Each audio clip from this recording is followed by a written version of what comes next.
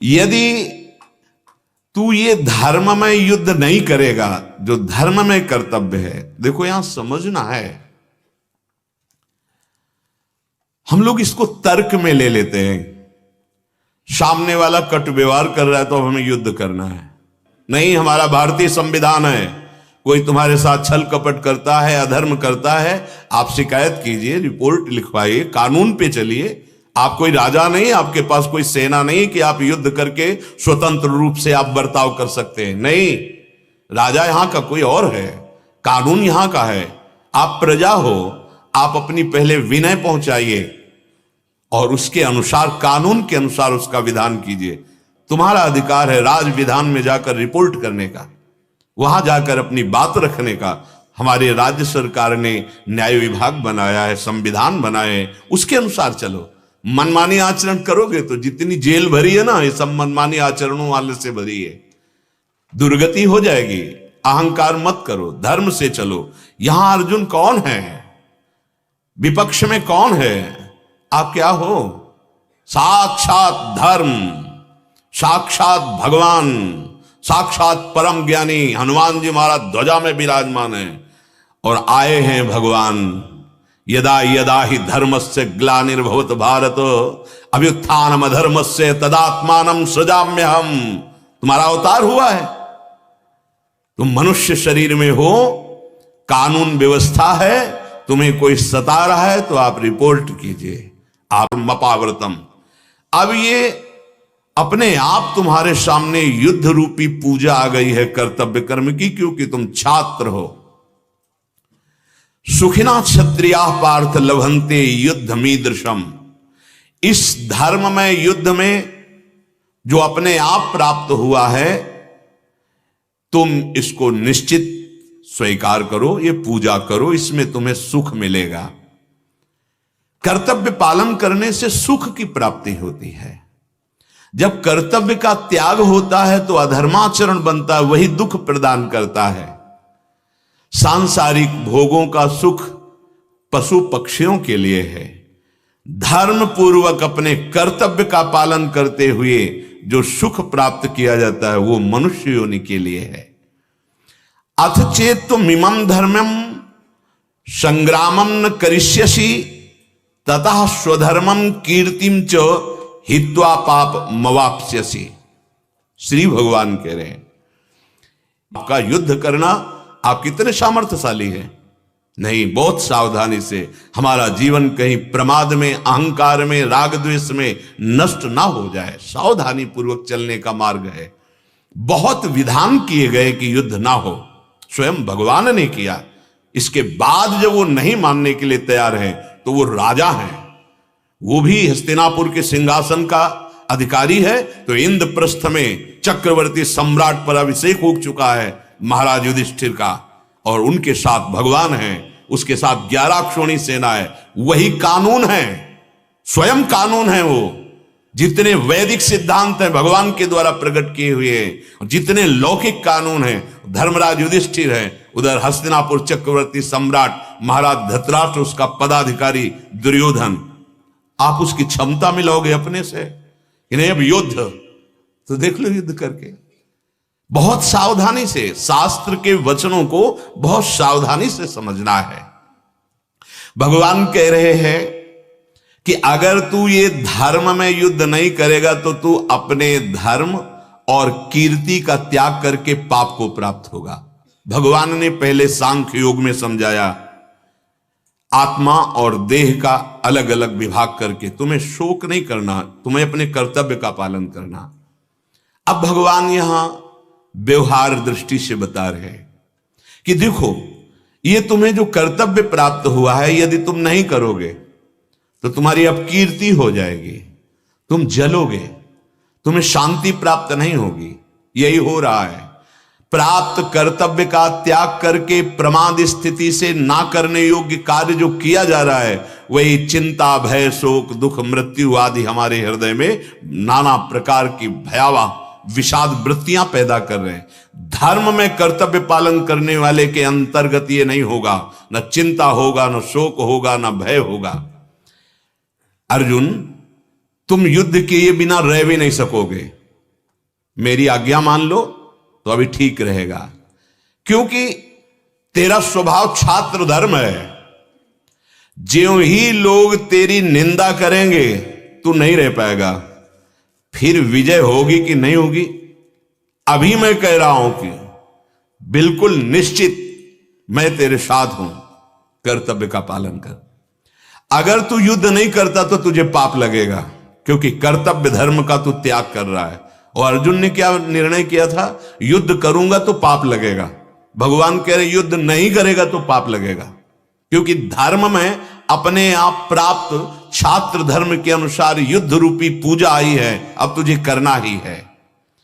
आपसे आप प्राप्त हुए धर्म रूप कर्तव्य का त्याग करके तू क्या पाएगा? धर्म का त्याग करने से तेरे हृदय में मलिनता आ जाएगी, पाप आ जाए। जैसे आई ना मलिनता, गांडीव रख दिया, शरीर कांपने लगा, मुख सूखने लगा। इसलिए तू बहुत बड़ा सूरवीर है। तेरे अंदर भयभीत होने वाली वृत्ति ही नहीं है, लेकिन विचार गलत हो जाने के कारण तेरे अंदर भय आ गया है। तो अर्जुन सूरवीर हैं, क्योंकि भगवान के सखा भी है, भगवान के अंश है और भगवान के अधीन है। ये तीन बात आप भी हैं। भगवान के आप अंश हैं पर अधीन नहीं हैं। अधीन हो जाओ और भगवान को अपना मान लो, दूसरों न कोई, तो आप भी सूरवीर योद्धा हो जाएंगे। काम, क्रोध, लोभ, मोह, मद, मत्सर, इनको परास्त करने की सामर्थ्य आप में आ जाएगी। यदि आप ऐसा नहीं तो आप कीर्ति होगी, पाप होगा। वही हो रहा है। अंदर से जलन शांत ही होना नहीं चाहती, क्योंकि हम ना करने योग्य कार्य कर रहे हैं और करने योग्य कर्तव्य का त्याग कर रहे हैं। अकीर्तिम चापि भूतानि कथयिष्यन्ति ते व्ययाम संभावितस्य चाकीर्तिर मरणादतिरिच्यते। श्री भगवान कह रहे, सब प्राणी तेरी सदा रहने वाली अपकीर्ति का कथन करेंगे कि बहुत बलवान बनते थे अर्जुन, गांडीव धनुषधारी, और जब युद्ध के मुहाने पर पहुंचे तो भाग पड़े। निंदा करेंगे, और ये अपकीर्ति तेरे लिए या सम्मानित पुरुष के लिए मृत्यु से भी बढ़कर दुखदाई है, क्योंकि मृत्यु तो क्षण में हो जाती है, तुझे पूरे जीवन निंदा सुननी पड़ेगी। अकीर्तिम चापि भूतानि कथयिष्यन्ति ते व्ययाम। मनुष्य, देवता, यक्ष, राक्षस, कोई भी ऐसा नहीं जो तेरी वीरता की सराहना न करता हो, क्योंकि जब महादेव को संतुष्ट कर दिया द्वंद्व युद्ध में तो औरों की बात क्या। तेरे साथ जितने मित्र हैं और जितने शत्रु हैं या साधारण प्राणी हैं, वो तेरी अपकीर्ति करेंगे, अपयश करेंगे कि बड़ा डींग हाँकता था लेकिन निकला डरपोक। जब युद्ध के बीच में खड़ा हुआ सेना में तो भयभीत हो गया, अपने पक्ष को बचाने की जहां कोशिश करनी थी, विजय दिलाने की कोशिश करनी थी, वहां गांडीव धर दिया और वापस हो गया युद्ध से। तू सह पाएगा? ये भगवान व्यवहार की चर्चा, तू सह पाएगा? कायर कहेंगे तुझे तो समझ, चाहे स्वर्ग में हो तेरी कीर्ति छाई हुई, क्योंकि गए थे जब दिव्यास्त्र लेने के लिए तो भारी युद्ध करके कालके नाम के दैत्यों को परास्त किया, जहां देवताओं की भी बस नहीं थी। इसलिए अर्जुन का यश स्वर्ग में भी और पाताल लोक में भी तेरा यश है, और मृत्यु लोक में तो है ही। अब सोच, तीनों लोकों में तेरी अब कीर्ति हो जाएगी। क्या होगा? संभावितस्य चाकीर्तिर मरणादति रिच्यते। सम्माननीय पुरुष की, प्रशंसनीय पुरुष की यदि निंदा हो जाए तो ये मरण से भी दुखदाई होता है। संसार की दृष्टि में जो श्रेष्ठ माना जाता है, बलवान माना जाता है, पूज्य माना जाता है, ऊंचा माना जाता है, उसको सावधान रहना चाहिए। कोई ऐसा आचरण ना हो जाए कि उसकी निंदा होने लगे, अपकीर्ति होने लगे, क्योंकि उस सम्माननीय, पूजनीय, प्रशंसनीय की जब निंदा होगी तो प्रतिपल मरेगा। एक क्षण में मर जाना अलग है, वो प्रतिपल मरेगा, मरण से भी भयानक उसे दुख प्राप्त होता है। इसलिए तुम कोई अपराधी नहीं हो, तुम्हारी अपकीर्ति नहीं होनी चाहिए। तुम्हारे सामने धर्म युद्ध रूपी कर्तव्य आया है, अब इस कर्तव्य से च्युत मत हो। अगर च्युत हुए तो बड़ा भयंकर इसका परिणाम होगा। भयाद्रणादुपरतम मंसयन्ते त्वां महारथा एषां च त्वं बहुमतो भूत्वा यास्यसि लाघवम्। ये जितने सामने महारथी खड़े हैं ये सब तुझे सम्मान करते हैं, विपक्ष के भी। ये गांडीव धनुषधारी अर्जुन के सामने टिकना बड़ा कठिन है। कर्ण चाहे जितना बोलता हो, कई बार भाग चुका है युद्ध के। जो ही अर्जुन अपने स्वरूप में आए बाणों की वर्षा की तो भाग पड़ा प्राण बचाने के लिए, चाहे द्रुपद नगर में हो चाहे जहां। ये बड़े बड़े महारथी तुझे सम्मान करते हैं हृदय से, और जब देखेंगे कि ये भय के कारण युद्ध से हट गया है तो तू बहुमान्य होने पर भी लघुता को प्राप्त हो जाएगा, निंदा को प्राप्त हो जाएगा। तू समझता है कि मैं तो केवल अपना कल्याण करने के लिए युद्ध से उपरत हुआ हूं, ऐसी बात नहीं है। युद्ध को तू पाप समझता है तो एकांत में रहकर ये तुझे भजन साधन संन्यास मार्ग ही लेना था, तो दिव्यास्त्रों को क्यों समेटा? क्योंकि तू जानता था कि धर्म रूपी कर्तव्य ये युद्ध आएगा और उसमें मुझे ये पूजा करनी है बाणों से। ये रण में ऐसी हमें यज्ञ करनी जिससे भगवान को संतुष्टता प्राप्त हो। तो ये बड़े बड़े महारथी अब तेरे सामने खड़े हैं और तेरे को अब युद्ध रूपी पूजा करनी है। तू धर्म का विचार कर, तेरा परम धर्म इस समय युद्ध है। अगर तूने ऐसा नहीं किया, ये शाम च तुम बहुमतो भूत्वा यास्यसि लाघवम। ये परम बलशाली भीष्म, द्रोणाचार्य, कृपाचार्य, शल्य आदि ये बड़े बड़े महारथी की दृष्टि में तो बहुत पूज्य और सम्माननीय है। इन सब के हृदय में तेरी निंदा का भाव आ जाएगा। जब द्रोणाचार्य जी अर्जुन को आशीष दिया था कि तू विश्व का सर्वश्रेष्ठ धनुर्धर, तब कहा था मुझे एक दक्षिणा दे, तो उनका गुरुदेव आज्ञा करो। उनका अगर किसी समय हमारा और तुम्हारा सामने से युद्ध हो तो यही गुरु दक्षिणा है कि तू कभी उठा मत रखना, जितनी तेरी सामर्थ्य है। ये मत सोचना कि मैं गुरु तुम्हारे सामने हूं, युद्ध क्षेत्र में उठा मत रखना, यही मैं गुरु दक्षिणा मांगता हूं। तो उन्होंने कहा था तथास्तु। तो ये बड़े बड़े महारथी देखना चाहते हैं, अगर तू कायरता करके वापस हुआ युद्ध से तो लघुता को प्राप्त हो जाएगा, इनकी दृष्टि से गिर जाएगा। अवाच्यवादांश्च बहून् वदिष्यन्ति तवाहिताः निन्दन्तस्तौ सामर्थ्यं ततो दुःखतरं नु किम्। जो पूजनीय जन हैं, उपदेष्टा जन हैं, सम्माननीय जन हैं, बहुत सावधानी की आवश्यकता है। वचन से सावधान, चेष्टा से सावधान, मन से सावधान, क्योंकि आपके वचनों से, आपके आश्रय से लाखों की श्रद्धा मंगल मार्ग में चल रही। यदि वचन की चूक हुई, चेष्टा की चूक हुई तो निंदा अपकीर्ति के पात्र आप तो बनेंगे ही, लेकिन लाखों की श्रद्धा का नाश करने वाले बन जाएंगे। इसलिए श्री भगवान के अपने कर्तव्य पर दृढ़ रहो। तेरे शत्रु लोग तेरी सामर्थ्य की निंदा करेंगे और ना कहने योग्य बहुत सी बातें कहेंगे। उससे बढ़कर तेरे को दुख क्या होगा जब तेरे कानों में ऐसी बातें पड़ेंगी।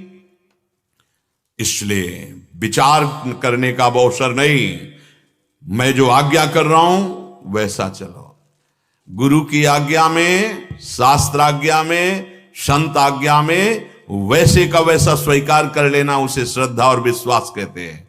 श्री भगवान कह रहे हैं हतो वा प्राप्स्यसि स्वर्गम जित्वा वा भोक्ष्यसे महीम् तस्मादुत्तिष्ठ कौन्तेय युद्धाय कृत निश्चयः।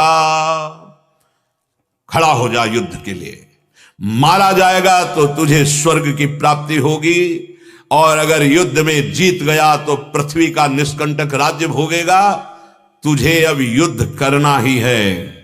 खड़ा हो जा युद्ध के लिए, विचार का अवसर नहीं है। उपासक को भी मरना तो है ही।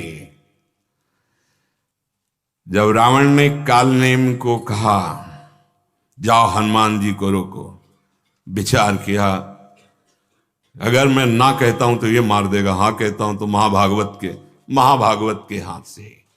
ऐसे ही जब मारीच से कहा जाओ स्वर्ण मृग बनो और भगवान श्री रामचंद्र जी को मोहित करो, उसने उनको क्या मोहित करेंगे हम। बिना फण का बाण मारा तो 400 योजन यहां गिरा के ना क्या जी सोचा कि अगर ना कहता हूं तो अभी चंद्रहास से मार देगा।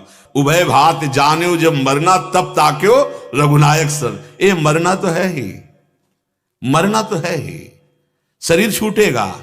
अब ये मरना हमारा भगवान के लिए होगा। ये जन्म भगवान को दे देते। बहुत जन्म दिए संसार के भोगों को, संबंधों को, पद प्रतिष्ठा को। एक जन्म भगवान को दे दो, निश्चित परम मंगल।